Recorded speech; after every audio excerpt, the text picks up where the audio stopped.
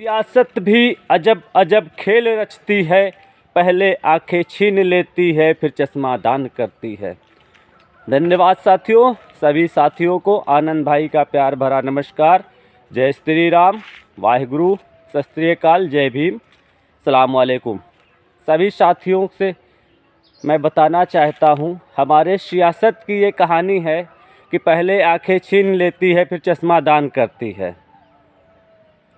कहने का तात्पर्य ये था बिल्कुल स्पष्ट, कभी सरकार ने लोगों की आंखें नहीं निकाली हैं कि आंख निकाल ली हो, आंखें फोड़ दी हों, लेकिन जो नज़रिया है, जो चश्मा उन्होंने दिया हमें, दान कर रही हैं जो लोग, वो चश्मा जो नज़रिया हमें दान कर रही हैं, उसके बारे में ये बातें कही गई हैं कि हम अपने नज़रिए से ना देखें, सरकार के नज़रिए से देखें। सरकार जिस चीज़ को कह दे सही है, उसको भी हम कहें कि सही है। ये सियासत का खेल है। सियासत अगर आपको बता दे कि ये दिन है तो आप दिन बताओ, वो कहे रात है तो रात बताओ।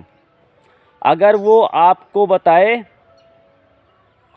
कि शमशान से फ़ायदा है तो आप शमशान को फ़ायदा बताओ।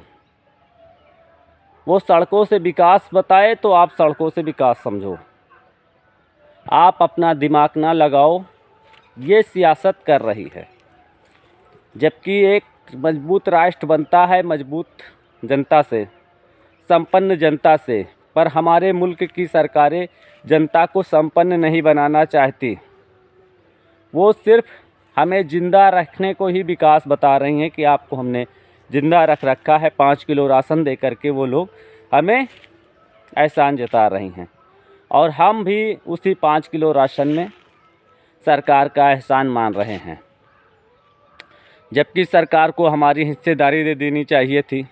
जितनी सुविधाएं सांसद विधायकों को मिलती हैं, उतनी देश की जनता को भी मिलनी चाहिए थी, पर सरकार ने ऐसा नहीं किया। उन्होंने अपना नज़रिया अपने हिसाब से रखा, और जनता भी आज उसी को विकास समझ रही है, उन्हीं के चश्मे से देख रही है। सच बोलने की और सच कहने की क्षमता हम लोगों के अंदर ख़त्म होती चली गई। आज हम बात कर रहे हैं साथियों सरकारी पेट्रोल पंप की। भारत में जितने सरकारी पेट्रोल पंप हैं, जो शहरों में हैं उनकी बात जुदा है, पर जो ग्रामीण इलाकों में हैं, वहाँ के सेल्समैनों की जो के साथ लूट हो रही है, सरकार लूट करा रही है, पेट्रोल पंप मालिक उनके साथ लूट कर रहा है। आज हमने उस बिंदु पर चर्चा किया, पेट्रोल पंप के सेल्समैनों से बात किया, और उन्होंने अपनी कहानी आप बीती हमें सुनाई।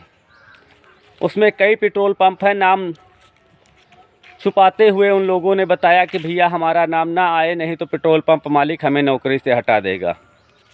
इसलिए हमने इस चीज़ को मुनासिब समझा, और हमने अपना वीडियो भी वहाँ शूट नहीं किया।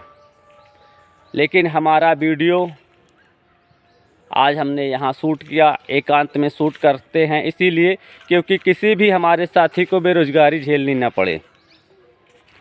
तो कई पेट्रोल पंप पर हम गए और कई पेट्रोल पंप के सेल्समैनों से हमने बात किया, तो उन्होंने कहा कि हमारे खाते में आता है 12,000 कुछ रुपया, और वो 12,000 रुपया हमें फिर से पेट्रोल पंप मालिक को दे देने पड़ते हैं निकाल करके।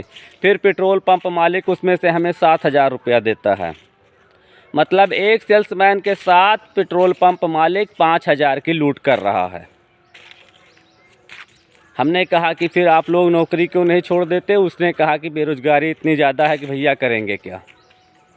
ये कहानी एक पेट्रोल पंप की नहीं है, भारत के जितने ग्रामीण अंचल के पेट्रोल पंप हैं, सब पर यही कहानी है। सारे पेट्रोल पंप मालिक ऐसे ही करते हैं।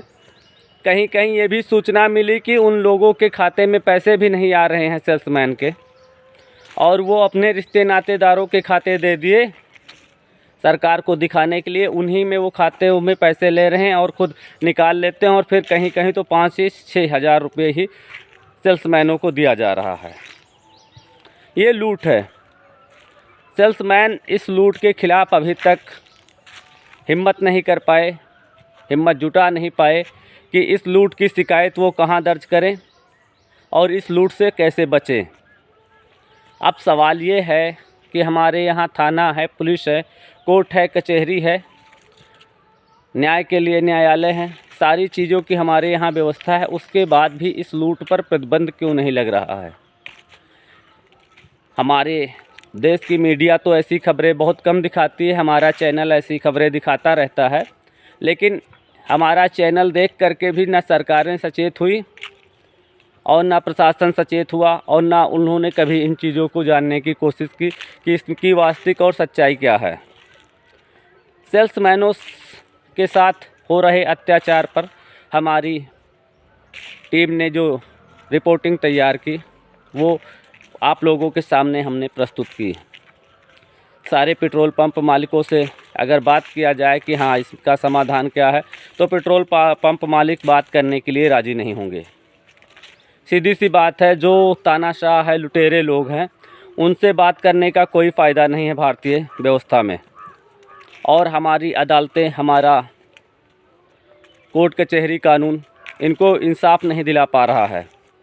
ये राम राज्य में हो रही लूट है, जो रावण राज्य से चलकर आई है। रावण राज्य पहले जिसको बता रहे थे योगी जी, मोदी जी की, पहले रावण राज्य था, अब राम राज्य आ गया है। राम राज्य में भी ये लूट बदसूरत जारी है। विगत कई वर्षों से राम राज्य चल रहा है हमारे देश में, 10 साल से राम राज्य चल रहा है। पूरे भारत में 10 साल से राम राज्य चल रहा है, पर राम राज्य में भी ये लूट बदसूरत जारी है। अन्याय के खिलाफ ये लोग भी उठना नहीं चाहते जो सेल्समैन हैं। इसीलिए एक मशहूर शायर ने कहा, सच कहूँ तो मुझे ये उन्माद बुरा लगता है, जुल्म सहता हुआ इंसान बुरा लगता है। साथियों, जुल्म सहना, जुल्म करने से ज़्यादा भागीदारी है। जुल्म सहना जो है बहुत बड़ा पाप है। जुल्म सहना का मतलब है कि आपने अपनी जिम्मेदारी का वहन नहीं किया। और इस तरीके से देखा जाए तो ये समस्या आपकी तभी ख़त्म होगी जब आप इस लूट के ख़िलाफ़ एकजुट होंगे। बिना एकजुट हुए आपकी ये समस्या ख़त्म नहीं होगी। हम एकदम आपको साफ और स्पष्ट शब्दों में बता रहे हैं कि इस लूट के ख़िलाफ़ आपको ही खड़ा होना पड़ेगा। आपको भी इसकी शिकायतें लेबर इंस्पेक्टर को देनी होगी और यूनियन बना करके लेबर इंस्पेक्टर को ये दीजिए समस्याएं। मज़दूर जो लेबर कोड बने हैं उसमें आप जा कर के अपनी हिस्सेदारी का मांग करिए। हमारे संगठन के साथ जुड़िए और हमारे संगठन को सहयोग दें ताकि हम आपकी लड़ाई को और आगे बढ़ा सकें। धन्यवाद साथियों। इसी के साथ मैं अपनी बात ख़त्म करना चाहूँगा और सभी साथियों से चाहूँगा कि वो अन्याय के खिलाफ़ खड़े हो जाएं। धन्यवाद साथियों।